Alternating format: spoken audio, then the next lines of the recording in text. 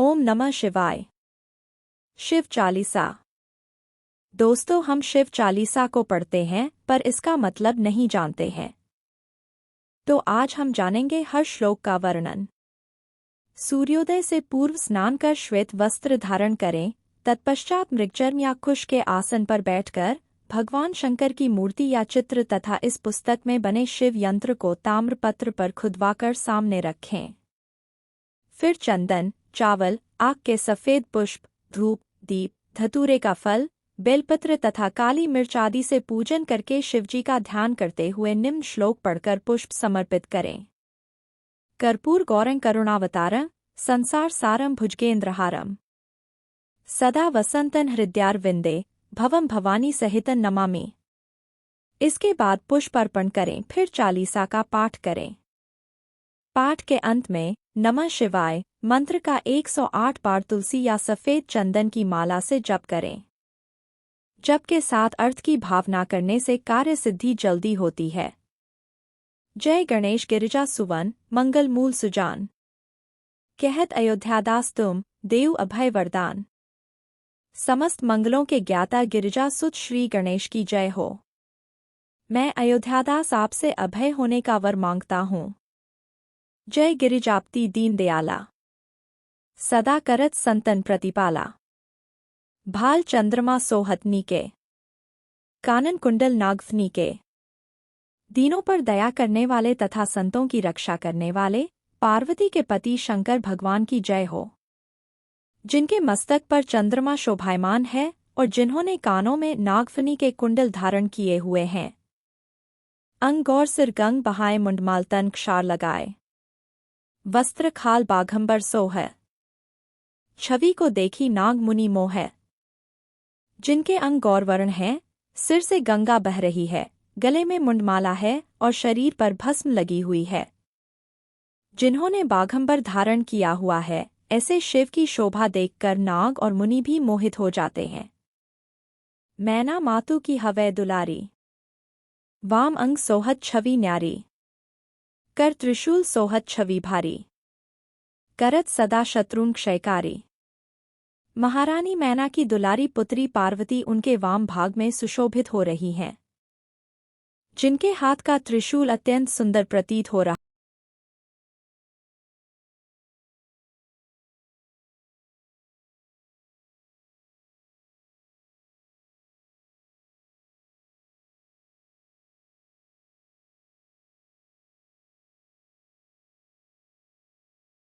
भगवान शंकर के समीप नंदी व गणेश जी ऐसे सुंदर लगते हैं जैसे सागर के मध्य कमल। श्याम, कार्तिकेय और उनके करोड़ों गणों की छवि का बखान करना किसी के लिए भी संभव नहीं है। देवन जब ही जाय पुकारा, तभी दुख प्रभु आप निवारा।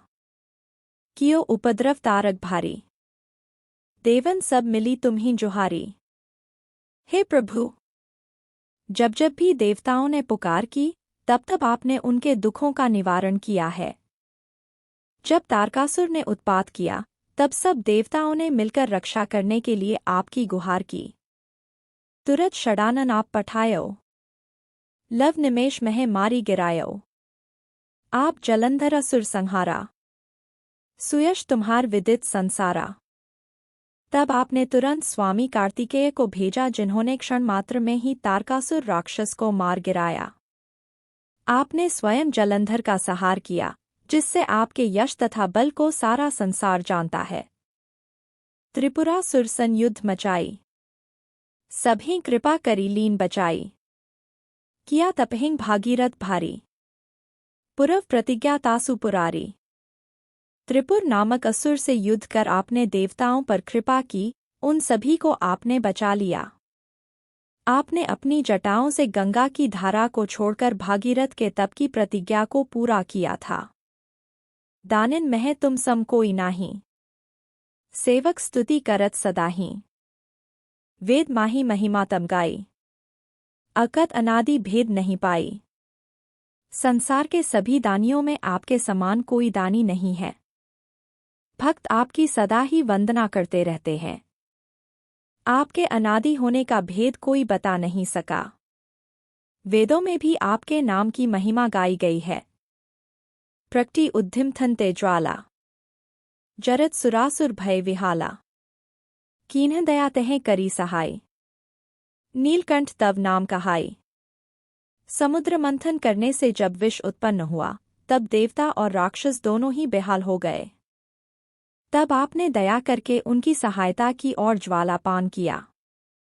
तभी से आपका नाम नीलकंठ पड़ा। पूजन रामचंद्र जब कीन्हा, जीत के लंक विभीषण दीन्हा, सहस कमल में हो रहे धारी, कीन्ह पर।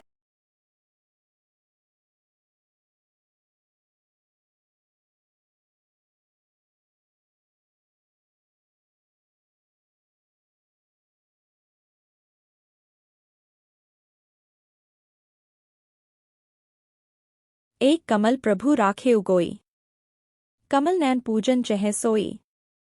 कठिन भक्ति देखी प्रभु शंकर भये प्रसन्न दिए इच्छित वर।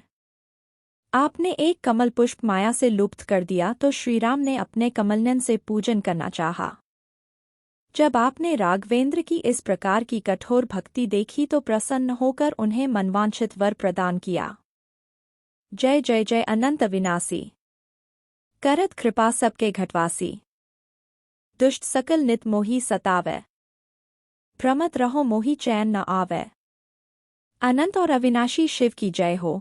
सबके हृदय में निवास करने वाले आप सब पर कृपा करते हैं।